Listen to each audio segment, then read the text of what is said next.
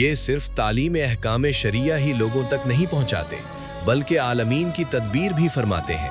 انہی کا ارادہ کلام بن کر کن کو وجود دیتا ہے۔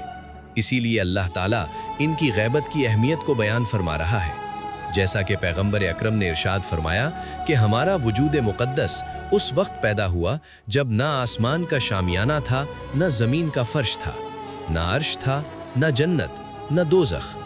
ہم اس وقت تسبیح الہی کرتے تھے جب تسبیح کا وجود نہ تھا، اور ہم اس وقت تقدیس کرتے تھے جب تقدیس کا وجود نہ تھا۔ پس اللہ نے ابتدائے صنعت کا ارادہ فرمایا، جب صنائع نے اپنی صنعت کا ظہور فرمایا تو اس طرح ہوا کہ اللہ نے میرے نور کی شعاؤں کو نکال کر عرش کو خلق کیا، لہٰذا عرش کا نور میرے نور کی شعاع ہے اور میں اسی لیے افضل ہوں۔